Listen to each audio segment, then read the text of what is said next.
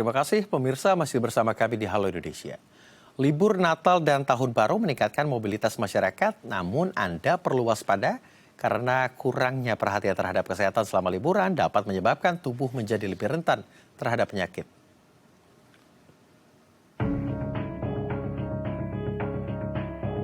Momentum libur akhir tahun menjadi kesempatan bagi masyarakat untuk bepergian dan menghabiskan waktu bersama keluarga. Namun di sisi lain, momentum ini juga menjadi peluang penyakit menular. Libur Natal dan Tahun Baru yang berada di musim hujan membuat virus lebih mudah menyebar dan berkembang biak. Kurangnya paparan sinar matahari sehingga tubuh kekurangan vitamin D dapat melemahkan sistem imun tubuh.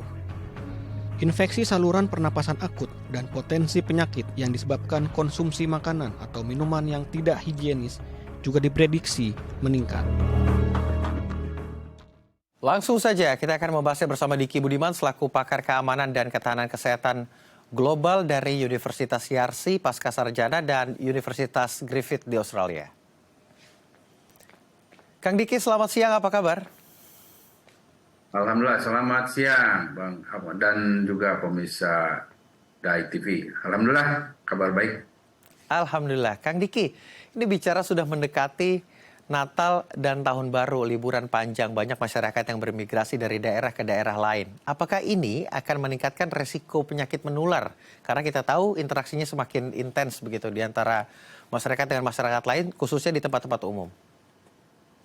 Ya tentu ya, setiap ada pergerakan manusia, apalagi ini jumlahnya besar nih, puluhan juta nih yang dalam konteks, walaupun ini katakanlah momen besarnya adalah Natalan tentu, dan ini akan berlanjut karena libur panjang dengan Tahun Baru. Jadi pergerakannya mungkin hampir-hampir mirip dengan masa Idul Fitri atau Lebaran ya. Dan seiring dengan pergerakan manusia yang besar ini meningkatkan juga potensi risiko adanya paparan terhadap beberapa potensi penyebab penyakit. Dan ditambah dengan saat ini juga terutama di sebagian besar wilayah Indonesia ini kan sedang musim penghujan. Nah ini juga yang akan juga lebih meningkatkan risiko. Karena baik dari suhunya, cuacanya yang mengharuskan orang juga akhirnya banyak di dalam ruangan, termasuk juga karena potensi adanya misalnya banjir ataupun paparan dari akibat air yang tercemar ini pada makanan minuman. Nah ini yang tentu akan meningkatkan Mbak ya dalam kaitan risiko penyakit, dan ini tentu harus diantisipasi. Oke, Kang Diki, ini pertama adalah intensitasnya tinggi, masyarakat lain dengan masyarakat lain bertemu begitu interaksinya. Selain itu cuaca ekstrim yang juga bisa menyebabkan daya tahan tubuh ini berkurang. Kalau Anda melihat beberapa fenomena ini jelang Nataru begitu, potensi penyakit apa Kang yang akan terjadi jika masyarakat membiarkan dirinya tidak membentengi dirinya atau fisiknya begitu? Ya.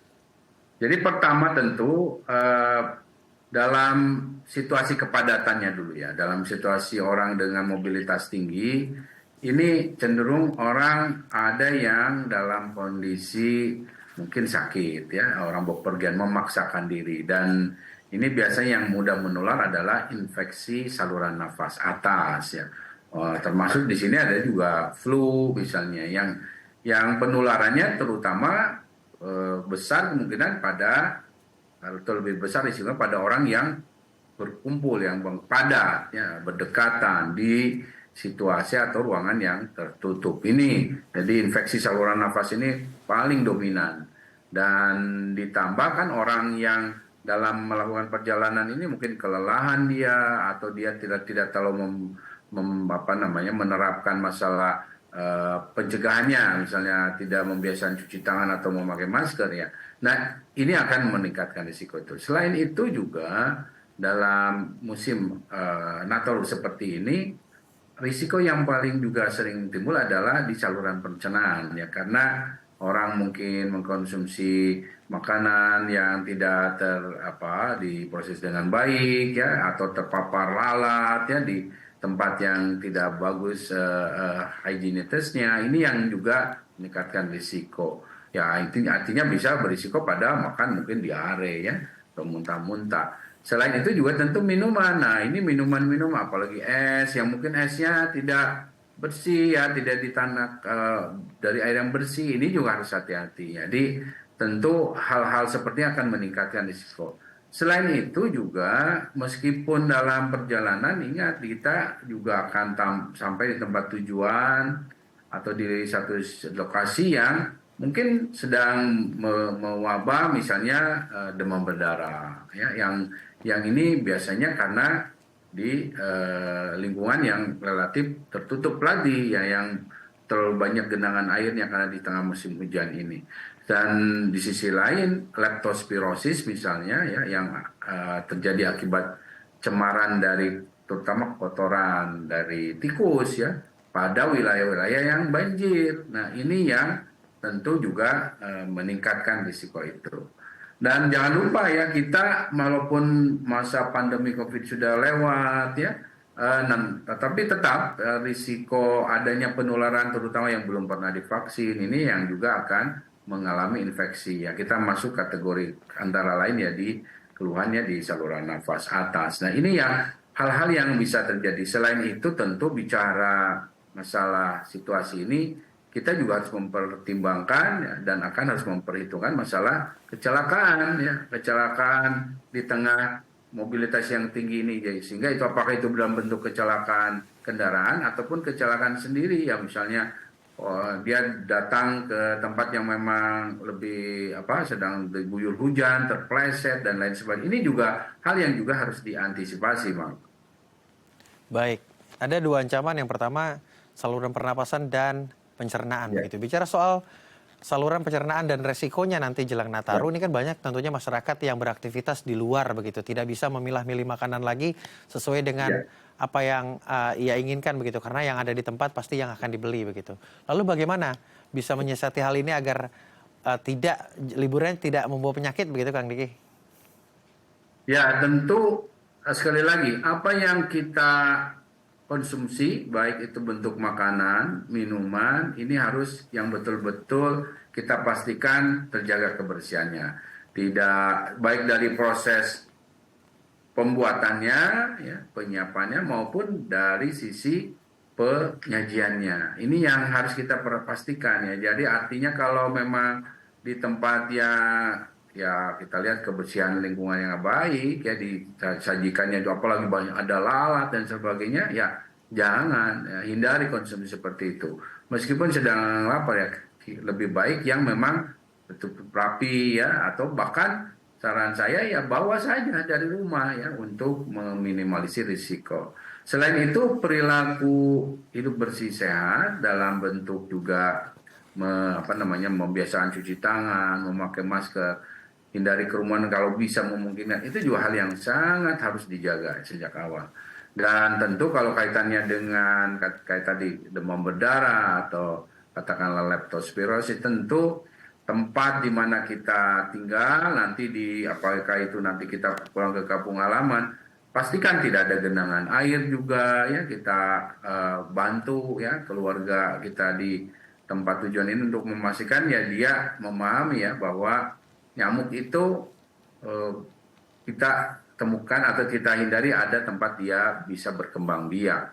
Dan tentu sekali lagi ya jaga juga kondisi tubuh kita ya supaya tetap prima ya. Lalu bagaimana Kang kiat-kiatnya untuk menghadapi liburan agar tetap aman, nyaman dan tentunya tidak membawa penyakit? Dan tempat mana saja yang direkomendasikan untuk melakukan liburan yang sehat? Sebelumnya jangan dijawab terlebih dahulu Kang Diki karena kita akan break terlebih dahulu. Pemirsa juga jangan kemana-mana, tetap di Halo Indonesia.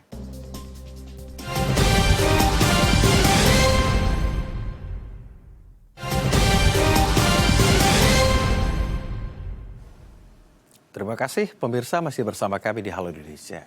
Kita melanjutkan diskusi bersama dengan Diki Budiman selaku pakar keamanan dan ketahanan kesehatan dari Pascasarjana Universitas Yarsi dan Griffith University Australia. Kang Diki. Nah, ini bagaimana Kang kiat-kiatnya masyarakat agar liburan tetap aman, nyaman, tentunya sehat?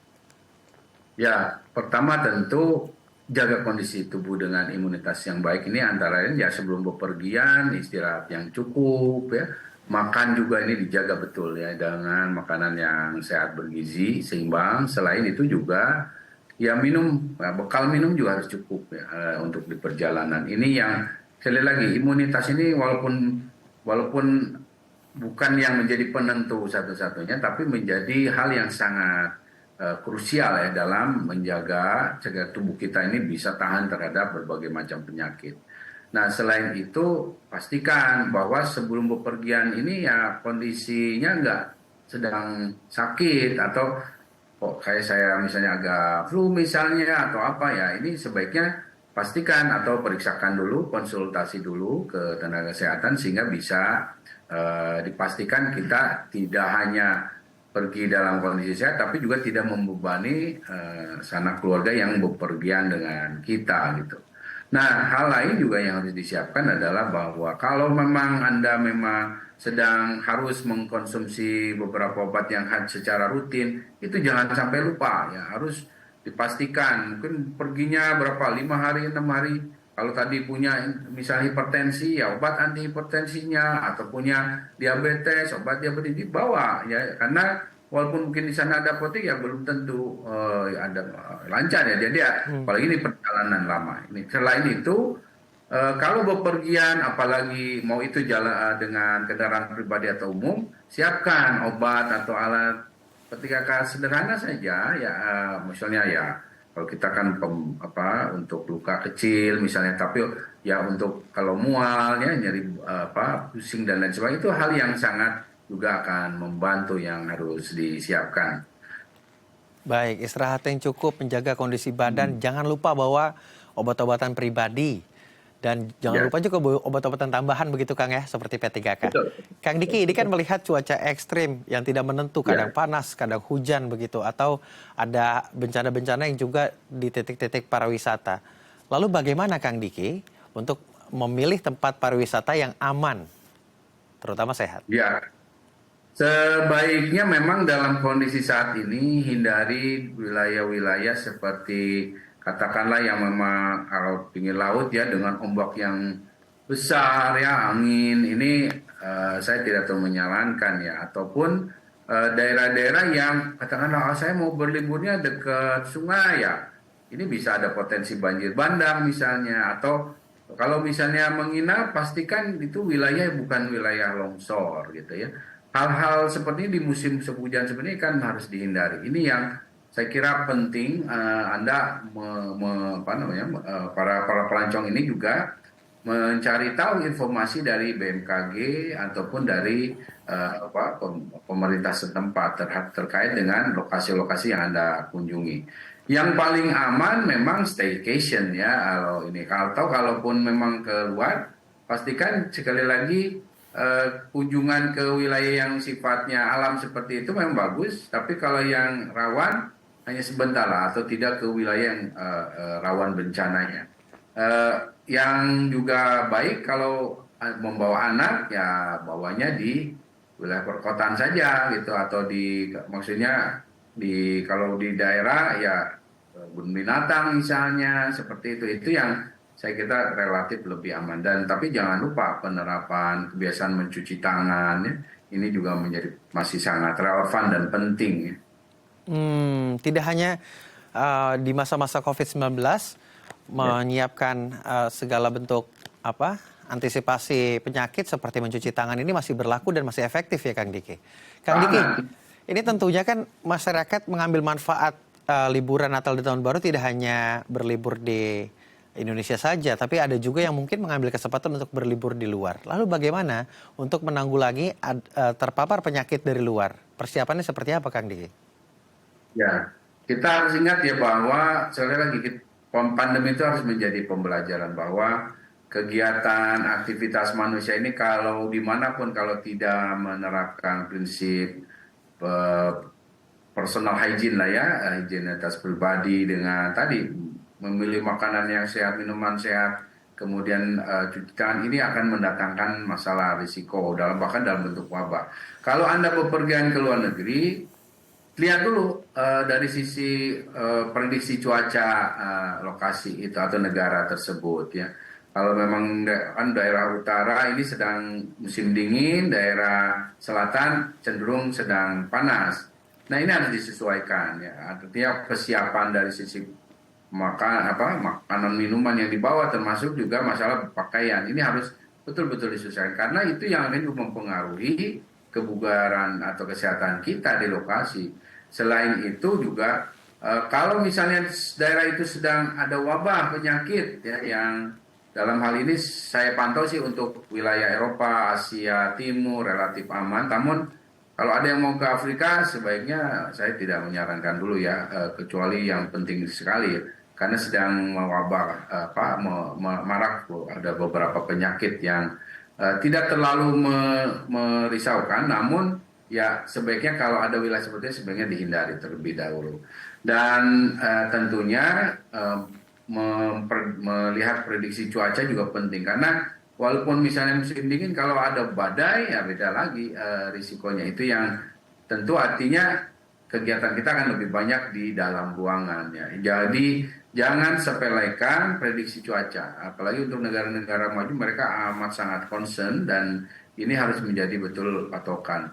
Dan hindari juga melakukan perjalanan-perjalanan solo ya, artinya rental sendiri kemudian bepergian ya kalau tidak memiliki pengalaman, tidak memiliki tour guide yang memang betul-betul paham ya dengan kondisi, apalagi dalam situasi yang kadang-kadang ekstrim saat ini.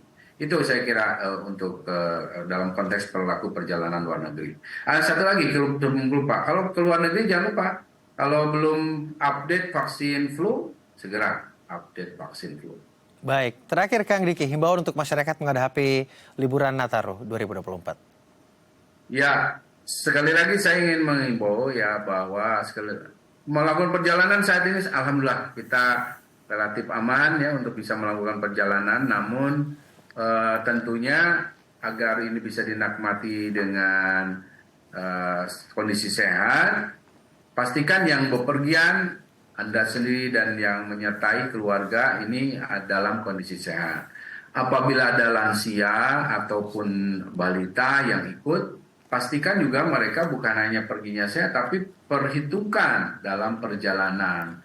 Harus ada masa-masa istirahat, tidak boleh terlalu 4 jam tanpa berhenti, sebenarnya tidak menyehatkan ya. Jadi kalau bisa 2 jam sekali, berhenti 10 menit sebentar, termasuk untuk sopirnya kan, ini akan ya membuat kondisi lebih segar. Dan usahakan walaupun ini perjalanan, apalagi ini perjalanan dalam masa liburan yang bisa cenderung panjang, siapkan ya, ini bisa saja ada kemacetan, yang namanya makanan, minuman, ya bahkan hal yang sifatnya emergensi, obat itu menjadi sangat penting. Selain tentu terakhir adalah bahwa aktivitas fisik ya. Jadi apalagi ini yang menjadi sopirnya ya, membawa kendaraan, ada aktivitas kebugarannya, jalan atau senam ya, supaya tetap bugar dan tentu juga untuk menjaga kesehatan secara keseluruhan. Baik, terima kasih Kang Diki. Semoga liburan Nataru kita di 2024 ini tetap senang, tentunya nyaman, aman, dan juga sehat. Selamat beraktivitas Kang Diki. Sama-sama. Assalamualaikum. Waalaikumsalam. Pemirsa, menyambut Hari Ibu, The ITV menggelar konser Melodi Kasih Ibu. Seperti apa? Berikut informasinya untuk Anda. Usai jeda.